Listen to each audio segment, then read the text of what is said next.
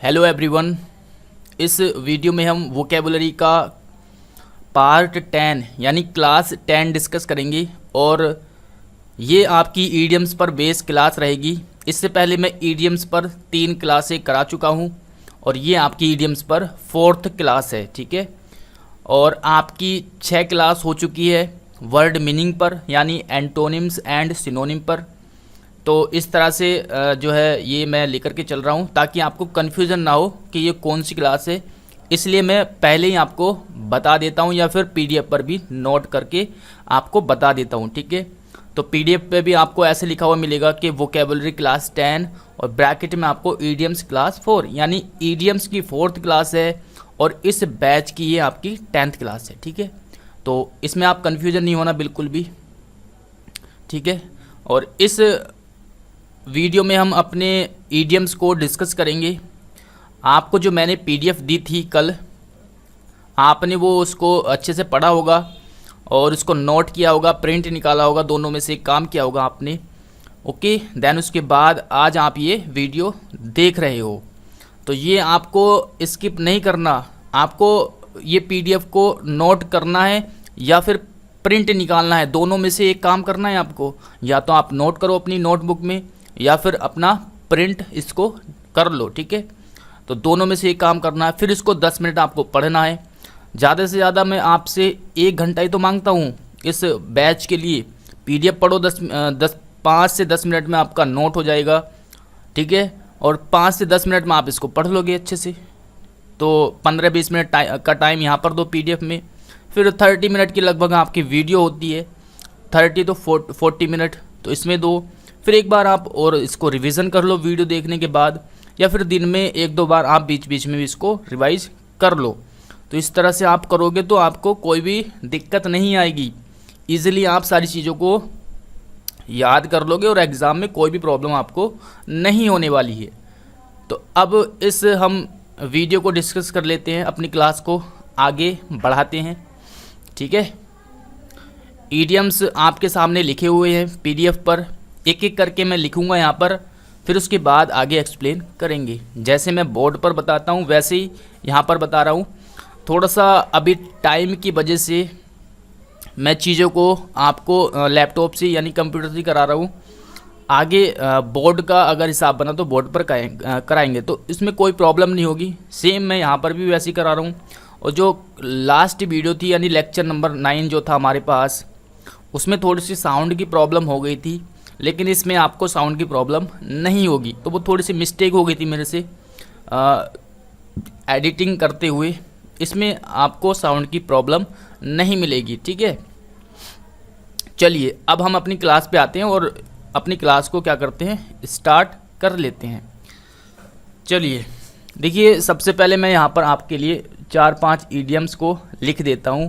पहला है हमारे पास, सारे लिखे हुए हैं पीडीएफ पर, स्प्लिटिंग हेयर। चलिए दूसरा है हमारे पास लिखा हुआ, let the cat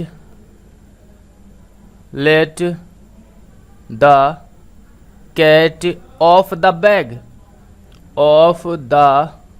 bag.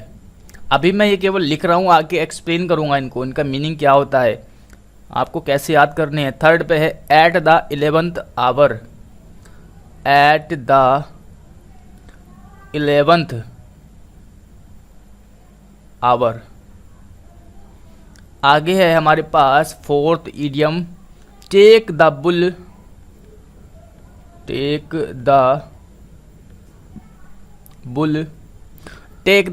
By the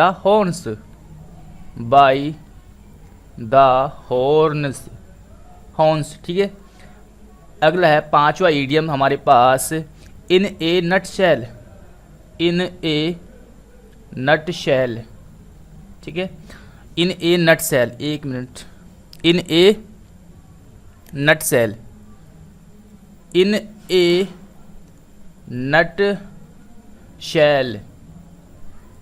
nutshell, ठीक है। एक और लिख लेता हूँ यहाँ पर मैं। आगे हमारे पास 6 नंबर पर, from the bottom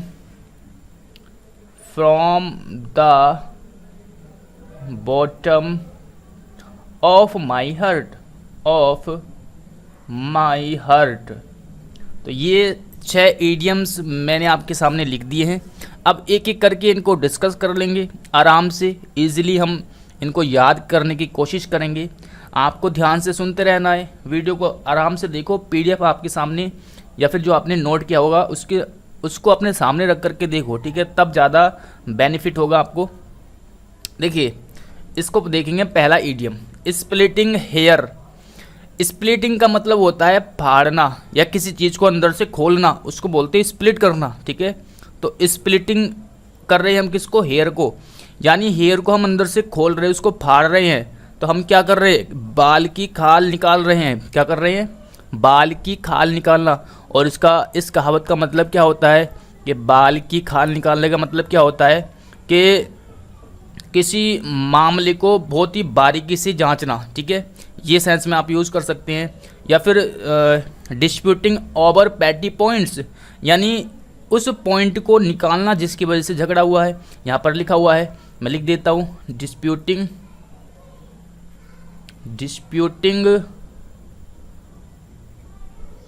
over patty point. तो मतलब उस पॉइंट को निकालना जिसकी वजह से क्या हुआ है, झगड़ा। तो मतलब बहुत बारीकी से जांच करना किसी चीज़ की, ठीक है, या झगड़े का कारण यहाँ पर ओवर पैटी पॉइंट्स, ठीक है। तो झगड़े का कारण मतलब उस पॉइंट पे पहुँचना। तो इस तरह से आप यूज़ करेंगे इस ईडियम का। स्प्लिटिंग हेयर मतलब बाल की खाल निकालना, मीन्स मामले की बहुत बारीकी से जांच करना, ये भी कह सकते हैं। या फिर किसी झगड़े का एक उस पॉइंट पर जाना, एक जो एक पॉइंट है उसका, ओके। तो इस तरह से आप यूज़ करेंगे। अगले आगे है हमारे पास idiom let the cat of the bag. Let the cat, cat मतलब बिल्ली। बिल्ली भैया आपका बैग ले गई और सबके सामने ले जाके उसने रख दिया। Let the cat of the bag, यानी बैग को बिल्ली जो है बाहर ले गई और सबके सामने उसने खोल दिया। तो इसका मतलब क्या हुआ, रहस्य खोलना। रहस्य खोलना, भाई आपके बैग में पता नहीं क्या क्या चीज़ें थी, रहस्यमय चीज़ें थी। बिल्ली आपका बैग उठा करके, यानी कैट आपका बैग उठा करके सबके सामने ले गई। तो वो वहाँ पर सबको पता चल जाएगा कि उस बैग में क्या है, यानी जो जितना भी रहस्य था उस बैग में वो सबके सामने आ जाएगा, यानी रहस्य उसने खोल दिया। तो रहस्य खोलना मतलब एक्सपोज्ड ए सीक्रेट।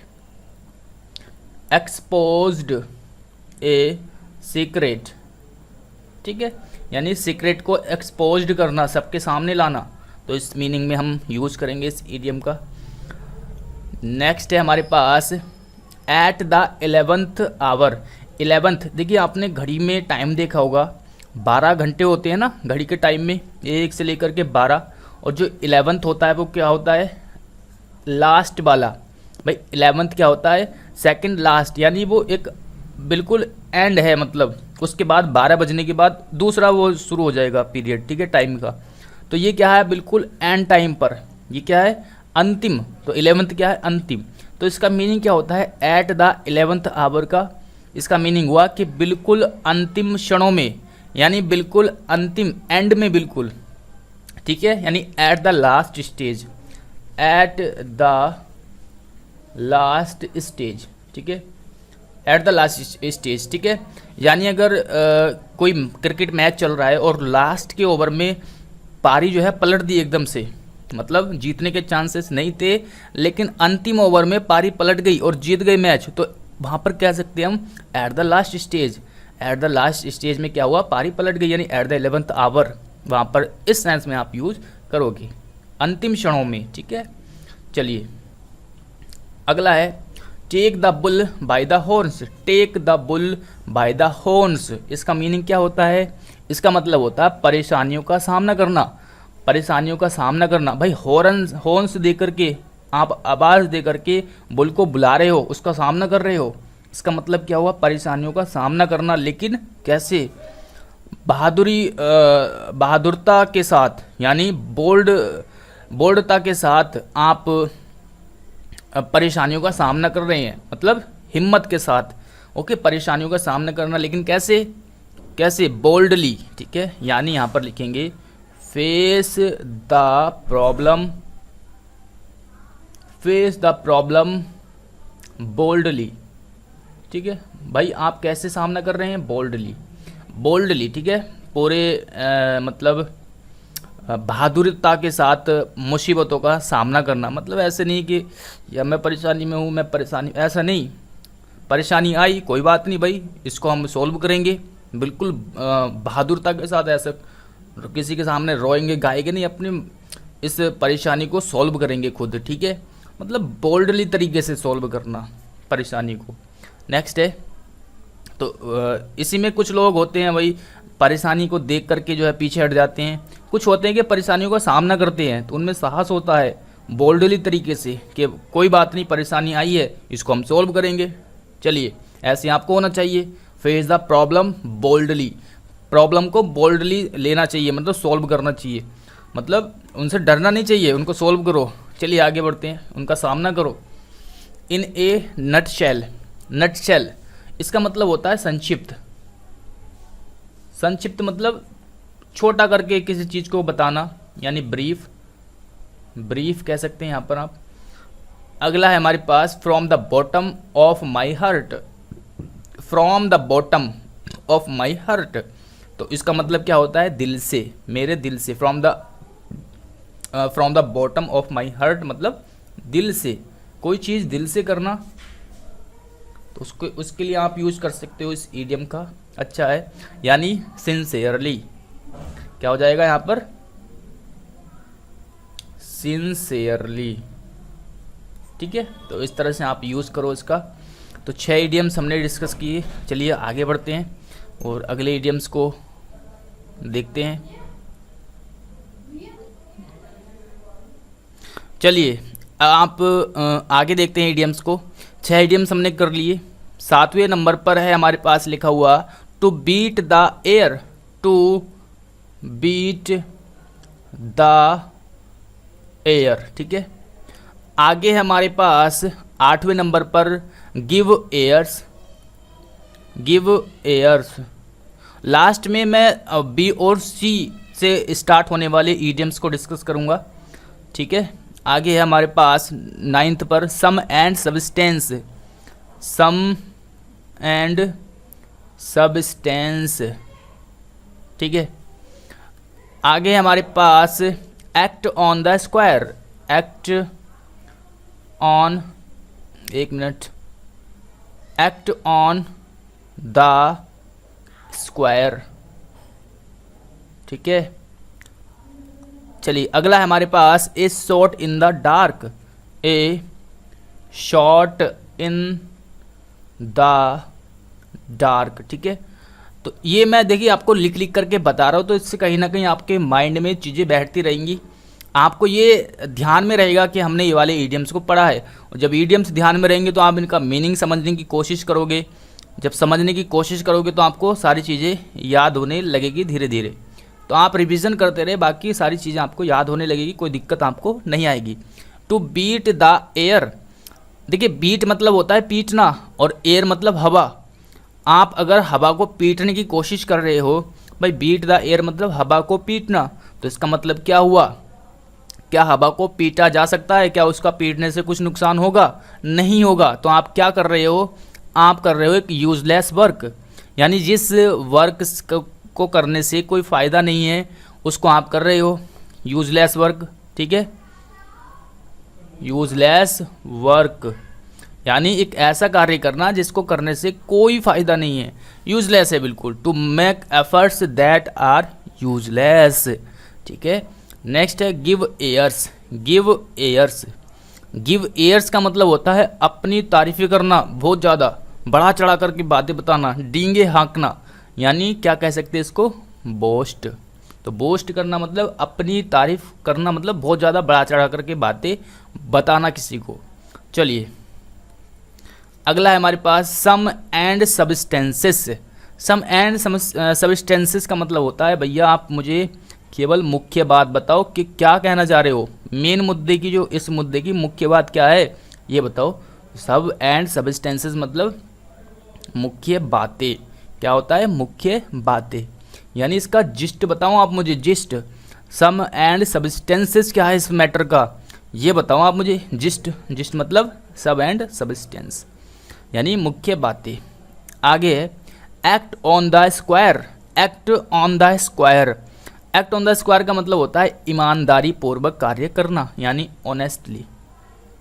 ऑनेस्टली, तो ऑनेस्टली कार्य करना उसको बोलते हैं क्या, एक्ट ऑन द स्क्वायर। चलिए आगे is shot in the dark. Shot मतलब निशाना लगाना, अंधेरे में निशाना लगाना, यानी अंधेरे में तीर मारना।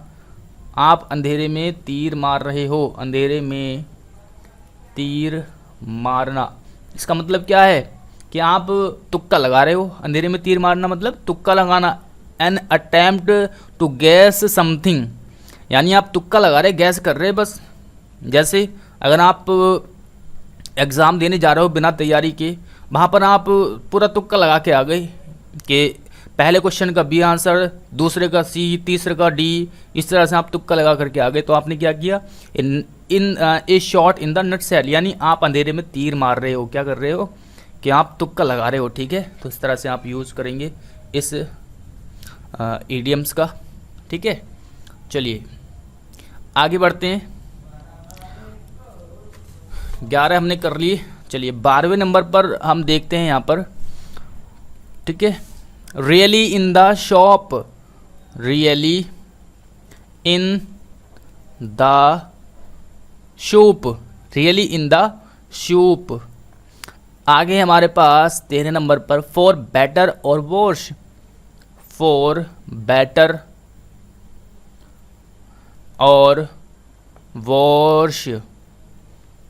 चलिए आगे है हमारे पास to rock the boat, to rock the boat.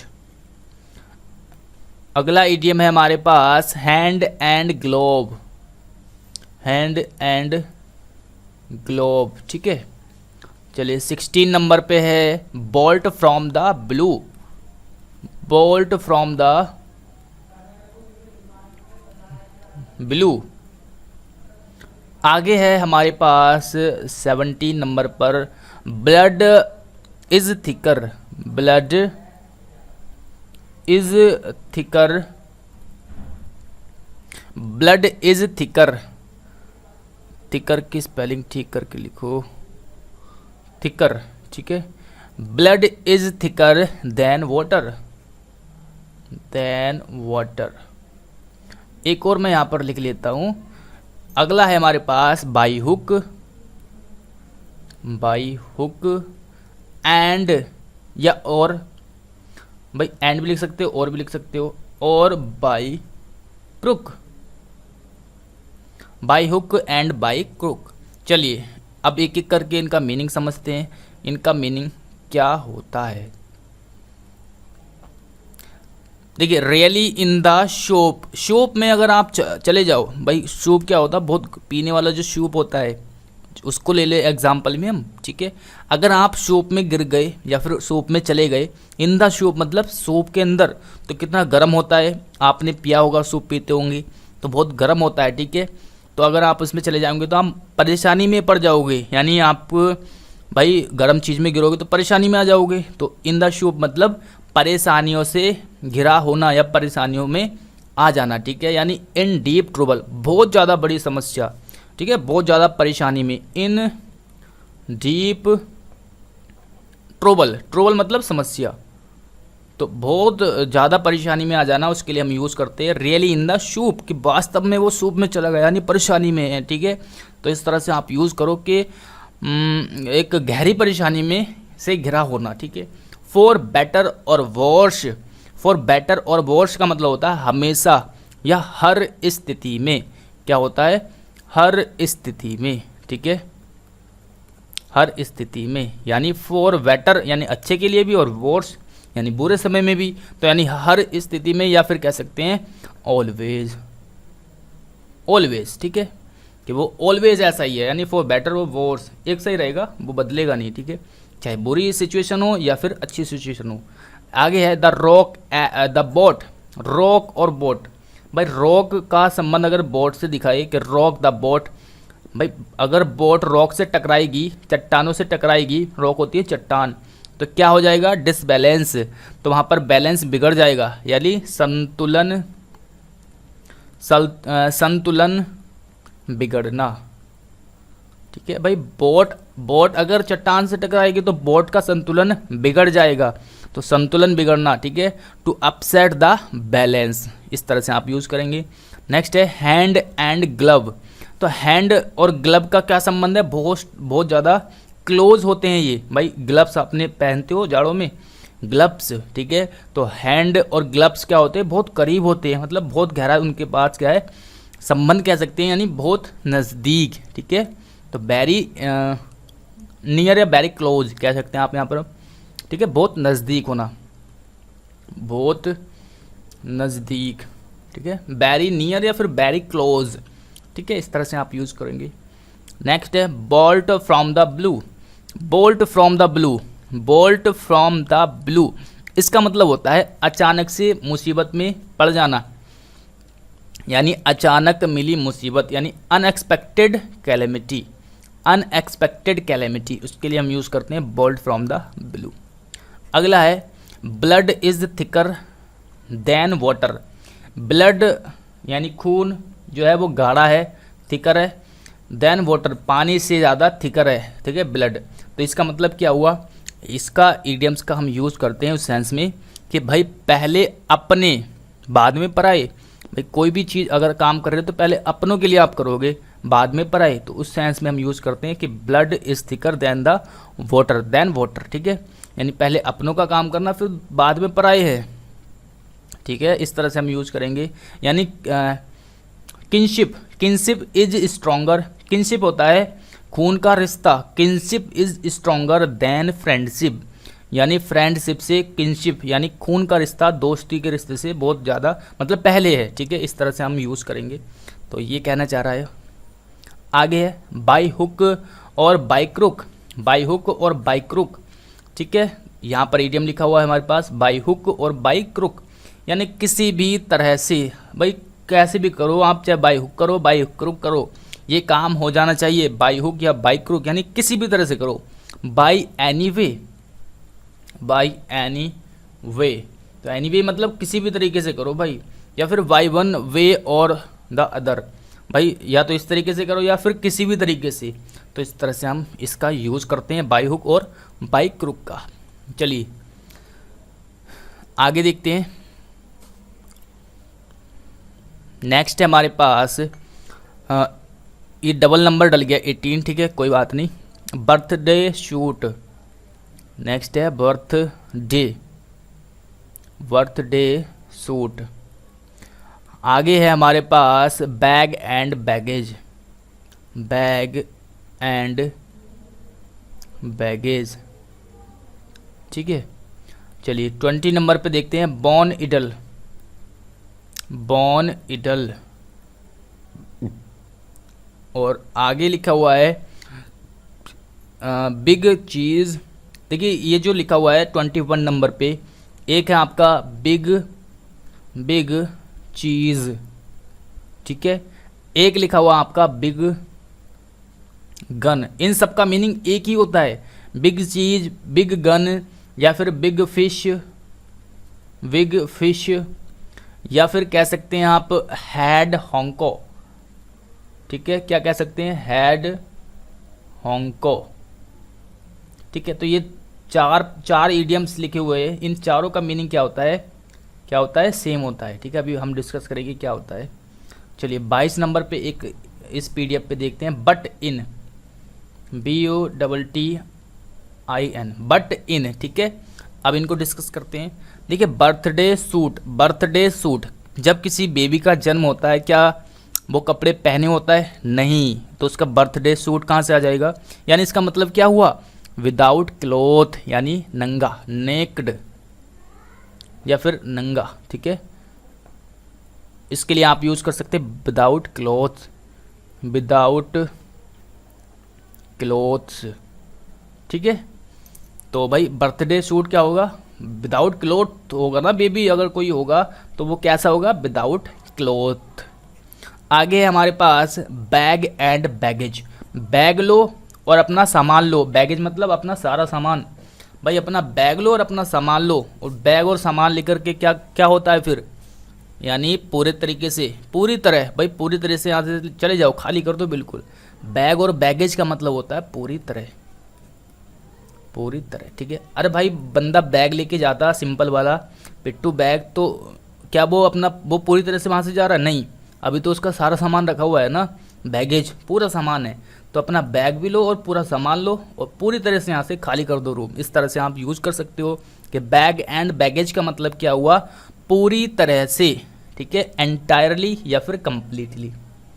Entirely ये वर्ड मैं करा चुका हूँ, इसका मतलब होता है पूरी तरह से, या फिर कह सकते हैं कंप्लीटली। क्या बोल सकते हैं आप इसको? या कंप्लीटली, या फिर कंप्लीटली, ठीक है। आगे है बॉर्न इडल। अगला हमारा इडियम है बॉर्न इडल। इसका मतलब होता है बहुत ज़्यादा आलसी होना, बहुत आलसी। अगर कोई पर्सन बहुत ज़्यादा आलसी है यानी बहुत ज़्यादा लेज़ी है, क्या है वो? बहुत ज़्यादा वेरी लेज़ी, ठीक है। या फिर स्लैगिश, या स्लैगिश एक अच्छा वर्ड है, स्लैगिश। स्लैगिश मतलब आलसी, ठीक है, तो याद रखना है आपको। अब ये जो 4 इडियम लिखे हुए हैं इनका मतलब एक ही होता है, बिग चीज़ या फिर बिग गन या बिग फिश या फिर हेड होंको। इनका मतलब होता है महत्वपूर्ण व्यक्ति। क्या होता है? महत्वपूर्ण व्यक्ति, ठीक है। यानी अगर कोई व्यक्ति भाई उसका बहुत ज़्यादा नाम है, जैसे कोई मार्केट में किसी का बहुत बड़ा नाम है बिजनेस में, तो वहाँ पर आप कोई सा भी वर्ड यूज़ कर सकते हैं, बिग गन, बिग फिश या फिर हेड होंको, ठीक है। तो इस तरह से यानी महत्वपूर्ण व्यक्ति, कह सकते हैं इम्पोर्टेंट पर्सन, इम्पोर्टेंट पर्सन, ठीक है। यानी महत्वपूर्ण व्यक्ति, या उस सेंस में भी अभी जो मैंने आपको बताया कि अगर भाई किसी फील्ड में बहुत बड़ा नाम है उसका, किसी व्यक्ति का, तो वो क्या है? बिग गन है, बिग फिश है उस फील्ड में, यानी बहुत बड़ा, यानी बहुत महत्वपूर्ण है वो उस चीज़ उसमें। आगे है but in, BUTT, but in. But in का मतलब होता है दखल देना। क्या करना? दखल देना, ठीक है। यानी इंटरफेयर करना, इंटरप्ट करना, ठीक है, टू इंटरप्ट या फिर इंटरफेयर। तो इस सेंस में आप यूज़ करेंगे बट इन का, ठीक है। चलिए आगे बढ़ते हैं, लास्ट PDF का पेज को डिस्कस करते हैं।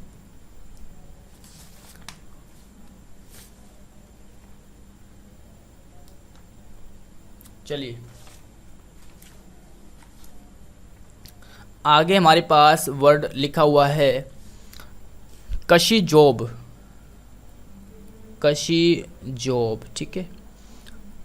अगला है हमारे पास कॉकश्योर, कॉकश्योर। सारे याद करने हैं आपको, एक कोई भी यहाँ पर अनइम्पोर्टेंट चीज़ नहीं करा रहा हूँ मैं, सारी चीज़ें इंपॉर्टेंट है, ठीक है।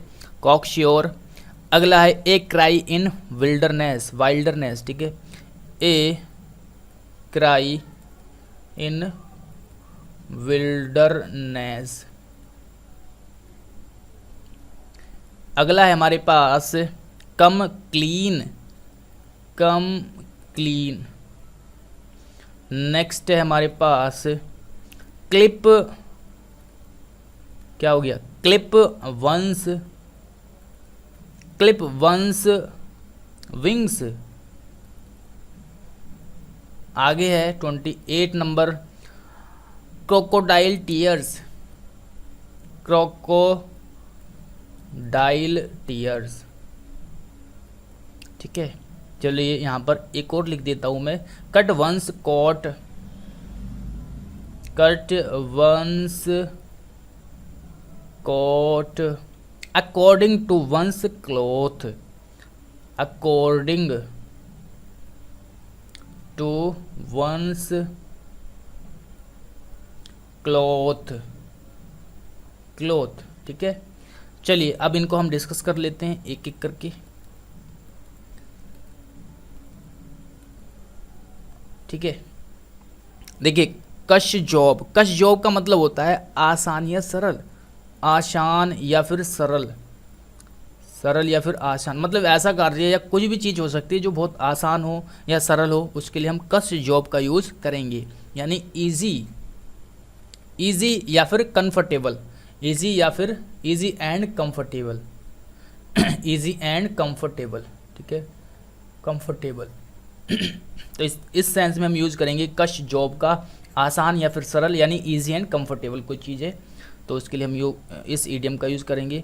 कॉकश्योर, कॉकश्योर का मतलब होता है पूर्ण रूप से निश्चित, पूर्ण रूप से यानी वेरी कॉन्फिडेंट, वेरी कॉन्फिडेंट, यानी भाई पूरी तरह से ये चीज़ निश्चित है, बहुत ज़्यादा, मतलब विश्वास के साथ कह सकता है कोई बंदा वेरी कॉन्फिडेंट है, मतलब कॉकश्योर है, यानी पूर्ण रूप से ये चीज़ें निश्चित है।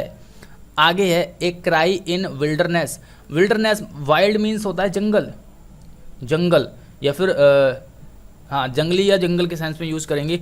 भाई आप विल्डरनेस मतलब जंगल से भरा हुआ, तो वहाँ पर आप क्राई कर रहे हैं, चिल्ला रहे हैं, तो उसका मतलब क्या हुआ भाई, आप घने जंगल में अगर चिल्ला रहे हो वहाँ पर जा कर के, जहाँ पर आसपास में कोई दिखाई नहीं दे रहा है, भाई जंगल में कौन दिखेगा, कोई नहीं दिखेगा, और वहाँ पर आप क्राई कर रहे हो यानी कि चिल्ला रहे हो वहाँ पर जा कर के, तो इसका मतलब क्या हुआ कि आपकी कोई नहीं सुनेगा, आप यूज़लेस एफर्ट कर रहे हो, यानी आप ऐसा कार्य कर रहे हो जिससे कोई फ़ायदा नहीं होने वाला, यानी प्रभावहीन मांग, प्रभावहीन मांग के सेंस में भी आप यूज़ कर सकते हो, ऐसी मांग जिससे कोई फ़ायदा नहीं होने वाला है। एक क्राई इन वेन, यानी आप वेन, यानी वेन मतलब होता है व्यर्थ में या फिर बेकार में, आप क्या कर रहे हो, चिल्ला रहे हो बेकार में या व्यर्थ में, यानी प्रभावहीन मांग या यूजलेस एफर्ट, ठीक है। आगे है कम clean, come clean, come clean का मतलब होता है भाई वो आया और उसने क्लीन करना स्टार्ट कर दिया, आया कम, आया मतलब कम मतलब आना, क्लीन मतलब स्टार्ट कर दिया उसने साफ़ करना, साफ़ करने लगा, इसका मतलब क्या हुआ कि उसने आपकी बात को क्या किया, स्वीकार कर लिया, मान लिया, ठीक है। आपने उससे बोला कि यहाँ आओ क्लीन करो इसको, तो वो आया और क्लीन करने लग गया, तो इसका मतलब क्या हुआ, स्वीकार कर लिया उसने, क्या किया, स्वीकार करना, यानी उसने स्वीकार आपकी बातों को कर लिया, कन्फेस कर लिया, ठीक है, क्या कर लिया, कन्फेस। आगे है क्लिप वंस विंग, क्लिप मतलब होता है कट करना, ये मान सकते, क्लिप मीन्स कट करना, अलग करना, क्लिप, ठीक है। वंस विंग्स यानी किसी के परों को अलग करना या काट देना, इसका मतलब क्या हुआ भाई, पर काट दिए, तो एक तो सिंपल मीनिंग हो गया पर काटना, या फिर किसी पर पाबंदी लगाना, ठीक है भाई। अगर आप पक्षी जैसे कबूतर पालते हैं, अगर आप उसके पर काट रहे तो आप उस पर पाबंदी लगा रहे हैं कि आप उड़ नहीं सकते, ठीक है, तो इसका मतलब क्या हुआ, पाबंदी लगाना, ठीक है, यानी टू वीकन द पावर, यानी पावर को वीक करना, कमज़ोर करना, टू वीकन द पावर, ठीक है, पावर को कमज़ोर करने, किसी की शक्ति को कमज़ोर करना, ठीक है, इस सेंस में आप यूज़ करेंगे। नेक्स्ट है क्रोकोडाइल टीयर्स, क्रोकोडाइल टीयर्स मतलब मगरमच्छ के आंसू या घड़ियाली आंसू, इसका मतलब क्या होता है, फॉल्स टीयर, फॉल्स टीयर, ठीक है, फॉल्स टीयर्स, इसमें हम इस इडियम्स का मतलब होता है झूठे आंसू, ठीक है, फॉल्स टीयर। नेक्स्ट है a cut one's coat according to one's cloth, यानी इतना पैर पसारो, इतने पैर फैलाओ जितनी चादर हो, यानी कहते नहीं भाई जितनी चादर हो उतने पैर पसारो, यानी कि अपने अर्निंग के अकॉर्डिंग खर्च करना चाहिए व्यक्ति को, या फिर जितनी उसकी इनकम है उसके अकॉर्डिंग चलना चाहिए उसको, ठीक है, या किसी भी काम के सेंस में आप यूज़ कर सकते हो, जितनी उसकी स्ट्रेंथ है, कैपेसिटी है, उतना काम करो, ठीक है, यानी अपने जितनी चादर है उतने पैर पसारो, ठीक है, इस सेंस में हम यूज़ करते हैं। यानी to live within one's income, अपनी इनकम के अंदर रहो बस, आप फालतू के खर्च मत करो, या फिर to live within one's means, ठीक है, तो इस तरह से हम यूज़ करेंगे इस इडियम का। चलिए आगे के लास्ट इडियम्स को हम डिस्कस कर लेते हैं फटाफट से। नेक्स्ट है 30 नंबर पर, ओके, कास्ट, एक minute, cast pearl, cast pearls before swine, before swine. Next है हमारे पास catch up with, catch up with.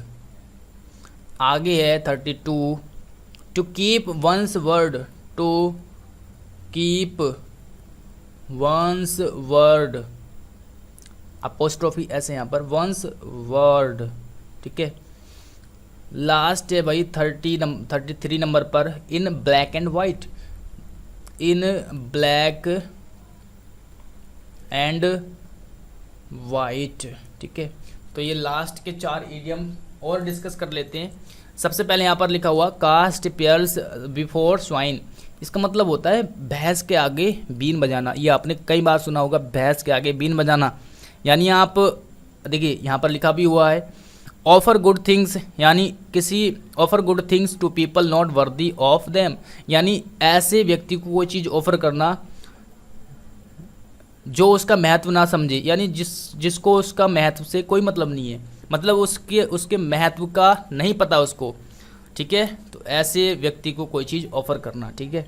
तो यानी कि भैंस के आगे बीन बजाना, ठीक है। आगे है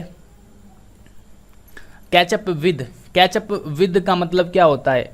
इसका मतलब होता है कमी को पूरा करना या फिर बराबरी करना, कमी पूरा करना, कमी को पूरा करना या फिर किसी की बराबरी करना, किसी के बराबर होना, ठीक है, बराबरी करना, ठीक है। तो सेंस में हम यूज़ करते हैं कैचअप विद का। नेक्स्ट है to keep one's word, keep one's word यानी अपने कई शब्दों को आपने क्या किया, फॉलो किया, उनको उनकी मतलब उनको रखा। इसका मतलब क्या हुआ, अपने वादे को पूरा करना, वादा पूरा करना। टू फुलफिल ए प्रॉमिस, तो प्रॉमिस को पूरा करना, ठीक है, उस सेंस में हम यूज़ करेंगे to keep one's word. Black and white, black and white का मतलब क्या होता है भाई? Black and white, white paper पे आप ब्लैक पेन से लिखते हो ना, वाइट पेपर पे ब्लैक पेन से लिखते हो जब कोई चीज़ आप लिखते हो, इसका मीनिंग क्या हुआ? ब्लैक एंड वाइट का लिखित रूप से। तो लिखने के सेंस में आप यूज़ करते हो ना ब्लैक एंड वाइट का, लिखित रूप से, ठीक है, यानी in writing, in writing, okay. तो ये थे हमारे 33 इडियम्स जिसको हमने डिस्कस किया, और जो नेक्स्ट पार्ट आने वाला है वो भी आपका इडियम्स पर बेस होगा, ठीक है। तो अच्छे से रिवीजन करो, और संडे के दिन आपका टेस्ट होगा, ठीक है। संडे के दिन क्या होगा, टेस्ट होने वाला है। तो अच्छे से रिवीजन करते हुए जब आप चलोगे साथ में तो कोई भी आपको दिक्कत नहीं आएगी। तो ये टेस्ट आपका 30 से लेकर के 40 क्वेश्चन के बीच में मैं रखूँगा। कम से कम 30 क्वेश्चन तो होंगे और 40 तक हो सकते हैं। तो अच्छे से अपना रिवीजन करते रहे, चीज़ों को याद करते रहे, बार बार रिवीजन करें। दिन में 5 मिनट लगते हैं रिवीजन करने में, इतना टाइम नहीं लगता। तो अच्छे से रिवाइज करो और पढ़ते रहो। एग्ज़ाम आपका बहुत करीब है, बेस्ट ऑफ लक, और मेहनत करते रहो। साथ में आप जीके पढ़ो, रीजनिंग भी पढ़ो, साथ में ग्रामर पढ़ो, सारी चीज़ें पढ़ो, ठीक है। चलिए मिलते हैं नेक्स्ट वीडियो में।